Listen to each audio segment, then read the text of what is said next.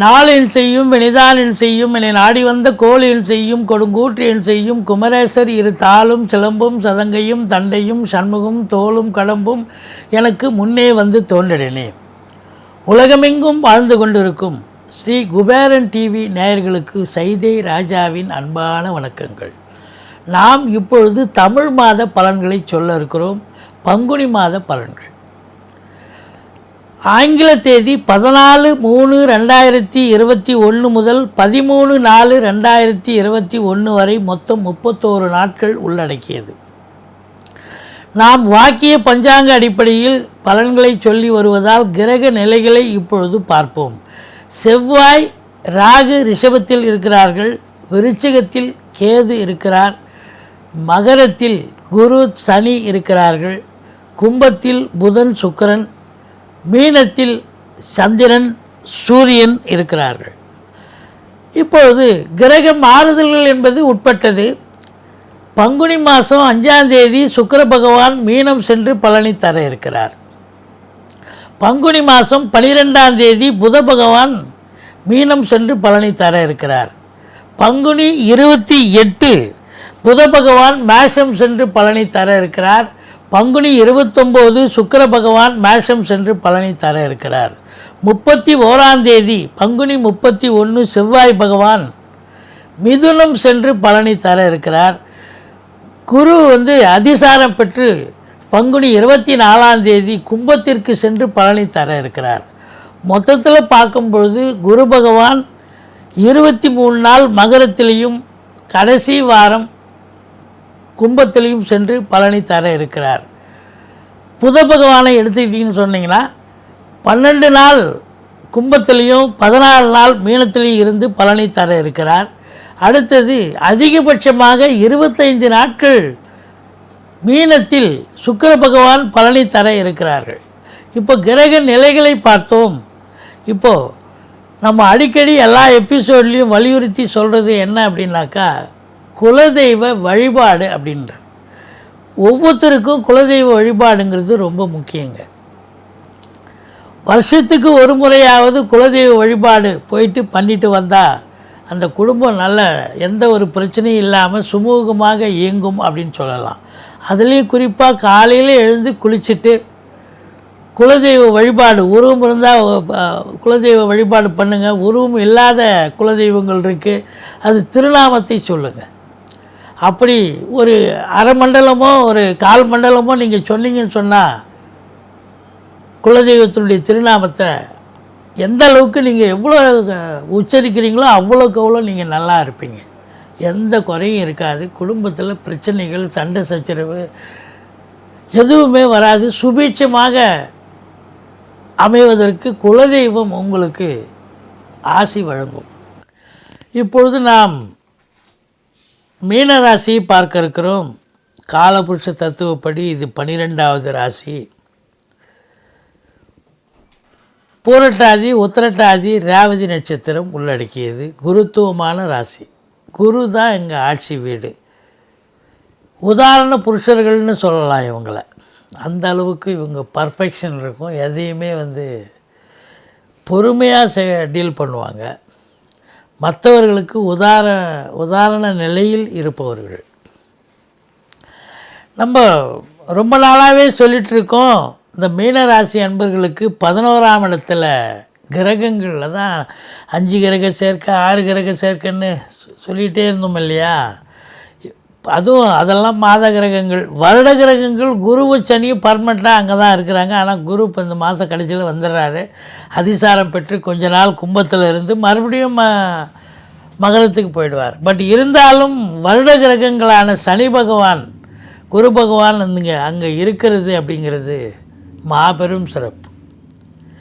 சம்பத்து யோகம், அதாவது குபேர யோகம், கோடீஸ்வர யோகம், இப்படி லட்சுமி யோகம்னு சொல்லக்கூடிய திருப்திகரமாக பணவரவு பையை நிரப்பும். அந்த அளவுக்கு நீங்கள் சந்தோஷமாக இருக்கலாம். இந்த 2.5 வருஷமும் இருந்த போதிலும் நம்ம இப்போ சொல்கிறது பங்குனி மாத பலனை சொல்கிறோம். இந்த மாத கிரக நிலைகளை பார்க்கும் பொழுது மிகவும் உன்னதமாக இருக்கிறது. எந்த குறையும் இல்லை. ஆனால் ஒரே ஒரு மைனஸ் என்ன அப்படின்னாக்கா, சனி பகவான் 3ஆம் பார்வையாக உங்களுக்கு ராசியை பார்க்குறார்.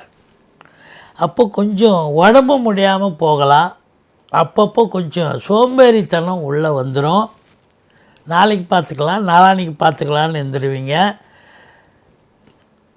ஒரு சில நேரங்களில் நீங்கள் எச்சரிக்கையாக இல்லாத பட்சத்தில் பொது இடங்கள்லையோ வேலை பார்க்குற இடத்துலையோ ஒரு சில அசிங்கம் அவமானங்கள் கூட ஏற்படலாம். அது டூ மச்சுன்னு நினைக்காதீங்க. ஒரு சிலருக்கு ஏற்படக்கூடிய வாய்ப்புகள் இருக்கிறது. ஏன்னா ராசியை குரு பார்த்தா கோடி நன்மைன்னு சொல்கிறீங்க, அப்போ ராசியை சனி பார்த்தா அசிங்கம் அவமானம் வராதானே? நெகட்டிவ் பாயிண்ட்ஸ் தானே அது. அப்போ நீங்கள் எச்சரிக்கையாக இருங்கள். கௌரவ புகழ் அந்தஸ்து திருப்திகரமாக இருக்குது. ஏன்னா 11 போய் உட்காண்டிருக்காரு.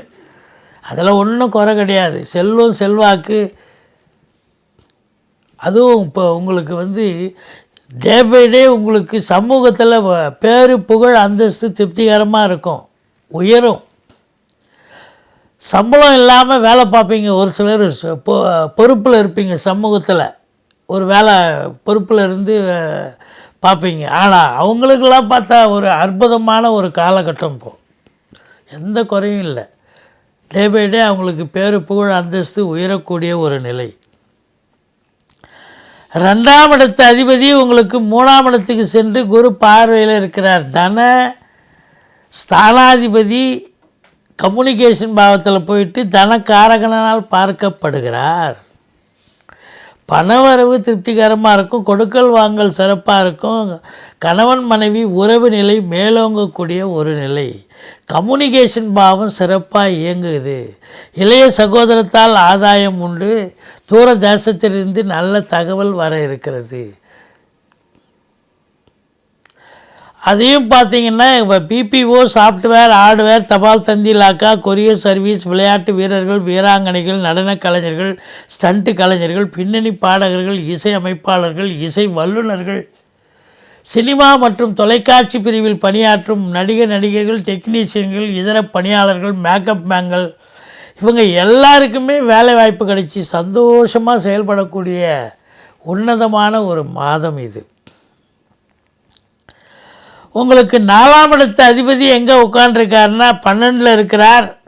அப்புறம் ராசியில் அமர்ந்து குரு சனியால் பார்க்கப்படுகிறார். 12 இருந்தாலும் கூட புதனுக்கு மறைவு இல்லை. இருந்த போதிலும் தாயாருடைய உடல்நிலை கொஞ்சம் அக்கறை தேவை. மருத்துவமனைக்கு அழைத்து செல்ல நேரிடும். உங்கள் சுகஸ்தானமும் கெடுகிறது. வண்டி வாகனங்கள் செலவு வைக்கும். படிக்கும் மாணவ மாணவியர்கள் அதிக சிரத்தையோடு படித்தாதான் தேர்ச்சி பெற முடியும். உங்களுக்கு பிபி சுகர் எகிறக்கூடிய ஒரு காலகட்டம். கொஞ்சம் எச்சரிக்கையாக இருந்துங்க. சுகர் டெஸ்ட்டு அப்படி பிபி டெஸ்ட்லாம் எடுத்து வச்சுக்கங்க, பார்த்துக்கங்க. 5ஆம் இடம் சிறப்பாக இருக்குது, குறை ஒன்றும் இல்லை. பிள்ளைகளால் மேன்மை வரக்கூடிய உன்னதமான ஒரு மாதம். குழந்தை பாக்கியம் இல்லாதவங்களுக்கு குழந்தை பாக்கியம் கண்டிப்பாக கிடைக்கும். நீண்ட நாளாக தவம் இருப்பாங்க இல்லையா, இல்லையேன்னு ஏங்கி இருப்பாங்க இல்லையா, அவங்களுக்கெல்லாம் கிடைக்கும். அடுத்தது பார்த்தீங்கன்னு சொன்னால் குலதெய்வ வழிபாடு, ரிஷிகள் முனிகள் குருமார்களுடைய ஆசீர்வாதம் உங்களுக்கு கண்டிப்பாக கிடைக்கும். பூர்வீகத்திற்கு அடிக்கடி சென்று வருவீர்கள். பூர்வீகத்தில் ஏதாவது வீடு வாசல் கட்டலாம், வாங்கலாம், ஆல்ட்ரேஷன் பண்ணலாம். ஏதாவது ஒரு நிலை கண்டிப்பாக அங்கே நடக்கும். சந்தோஷமாக இருப்பீங்க. எப்பவுமே 5ஆம் இடத்தை குரு பார்த்தா அதை விட சிறப்பு வேறு ஒன்றும் இல்லைங்க. இந்த மாதம் முழுவதும் நீங்கள் ரொம்ப சந்தோஷத்தில் மிதப்பீங்கன்னே சொல்லலாம். 6ஆம் இடத்து அதிபதி உங்களுக்கு ராசியில் உட்கார்ந்து சனியால் பார்க்கப்படுகிறார். அப்போது ஒரு சிலருக்கு பிரச்சனைகள் ஏற்படலாம். வேலை பார்க்குற இடத்துல அவங்க சரியாக அவங்களுடைய அடுத்த இமிடியட் சர்வன்ட்ஸ் உங்களுக்கு சரியாக வேலை பார்க்காம அவங்களுடைய கோஆப்ரேஷன் இல்லாமல் நீங்கள் தர்ம சங்கடங்கள் ஏற்படலாம். மற்றபடி ஒன்றும் பிரச்சனை கிடையாது. அடுத்தது பார்த்தீங்கன்னு சொன்னால் உங்களுக்கு 7ஆம் வீட்டை குரு பகவான் பார்க்கிறார். வாழ்க்கை துணை அல்லது மனைவியால் பணவரவு, பொருள் வரவு, ஆதாயம், பரஸ்பர ஒற்றுமை, சந்தோஷம், குதூகலம் நிச்சயமாக இருக்குது. நண்பர்கள் உதவி புரிவார்கள். நீங்கள் வேலை பார்க்குற இடம், சொந்த பந்தம், நட்பு வட்டாரம், அக்கம் பக்கத்தில் உள்ளவர்கள் எல்லாருமே, டோட்டல் சமூகமே இப்போ உங்களுக்கு ஆதரவாக இயங்கக்கூடிய ஒரு காலகட்டமாக அமையும் அப்படின்னு சொல்லலாம். 8ஆம் வீட்டை சனி பார்ப்பது சரியல்ல. ஒரு சிலருக்கு உடம்பு முடியாமல் போகலாம், ஒரு சிலருக்கு கௌரவ பங்கம். வண்டி வாகனங்களில் போகும்போது பார்த்து போங்க, அதுவும் இரவு பிரயாணத்தை தவிர்த்து கொள்ளுங்கள். பொது இடம், ரயில்வே ஸ்டேஷன், பஸ் ஸ்டாண்டு, வேலை பார்க்குற இடம், இது மாதிரி இடங்களில் அறிமுகம் இல்லாத நபர்களிடம் எச்சரிக்கை மிகுதியாக இருங்கள். நீங்கள் எதாவது கேஷுவலாக பேச போய் அவங்க எதாவது தப்பாக எடுத்து பிரச்சனையாகி அசிங்கம், அவமானம், கௌரவ பங்கம் ஏற்படுவதற்கு வாய்ப்புகள் ஒரு சிலருக்கு இருக்கிறது. அடுத்தது 9ஆம் இடத்தில் கேது இருந்து 9ஆம் வீட்டு அதிபதி பார்க்கிறார். வெளியூர் வெளிநாட்டு பயணம் உங்களுக்கு ஆதாயத்தை தரும். தந்தையால் அனுகூலம், தந்தை வழி சொந்தங்களால் ஆதாயம், அதுவும் பூமியால் லாபம் நிச்சயமாக கிடைக்கும். அசையா சொத்துக்கள் வைத்திருப்பவர்களுக்கு ஆதாயம் கண்டிப்பாக உண்டு. பாக்கிய நிறைவை பெறுகிறீர்கள். 10ஆம் வீட்டு அதிபதி 11ல் இருக்கிறார். வேலை கிடைக்காதவங்களுக்கு வேலை கிடைக்கும், வேலையில் இருப்பவர்களுக்கு ப்ரமோஷன், இன்க்ரிமெண்ட் கண்டிப்பாக கிடைக்கும். ஒரு சிலர் தேவையான இடத்துக்கு ட்ரான்ஸ்ஃபர் வாங்கிட்டு போவீங்க. ரொம்ப சிறப்பு. சொந்த தொழில் புரியும் அன்பர்கள் வங்கி மூலமாகவோ, தனியார் துறை மூலமாகவோ, அரசு துறை மூலமாகவோ கடனுதவிகளை பெற்று தொழிலை அபிவிருத்தி செய்து நல்ல ஒரு கூடுதல் லாபத்தை பெறுவீர்கள் அப்படின்னு நம்ம சொல்லலாம். எந்த ஒரு குறையும் கிடையாது. இந்த மீனராசி அன்பர்களுக்கு 17, 18, 19 ஆகிய தேதிகளில் சந்திராஷ்டம தினங்கள் வர இருப்பதால் கூடிய மட்டும் நீங்கள் எச்சரிக்கையாக இருங்கள். அந்த தேதிகளில் சந்திராஷ்டமனாலே சந்திராஷ்டமந்தான், எப்படியாவது அது இதுவாகிடும். இருந்தாலும் நீங்கள் வேலை பார்க்குற இடம் முக்கியமான இடம் இல்லையா? செய்யும் தொழிலே தெய்வம் இல்லையா? அப்போ அந்த வேலை பார்க்குற இடம் சொந்த தொழிலாக இருந்தாலும் சரி, வேலை செய்கிற இடமா இருந்தாலும் சரி, நீங்கள் எச்சரிக்கையாக செய்யுங்க. பிரச்சனை இல்லாமல் பார்த்துக்குங்க. மற்றபடி குறை ஒன்றும் இல்லை. திருப்திகரமான ஒரு மாதமாக இது அமைகிறது. நீங்கள் வணங்க வேண்டிய தெய்வம் அப்படின்னு பார்த்தீங்கன்னா, முருகப்பெருமானை வணங்குங்கள், ஐயப்பனை வழிபாடு செய்யுங்கள், ஆஞ்சநேயரை வழிபாடு செய்யுங்கள். வாழ்க்கையில் எல்லா வளமும் நலமும் கிடைக்க நான் எப்பொழுதும் பூஜிக்கும் ஸ்ரீ ராகவேந்திரரை வணங்குகிறேன். வாழ்க வளமுடன். ஸ்ரீ குபேரன் டிவியை பார்த்தமைக்கு நன்றிகள். மேலும் இது போன்ற தகவல்களை தெரிந்து கொள்ள ஸ்ரீ குபேரன் டிவியை சப்ஸ்கிரைப் செய்யுங்கள். மறக்காமல் பெல் ஐக்கானை கிளிக் செய்யுங்கள்.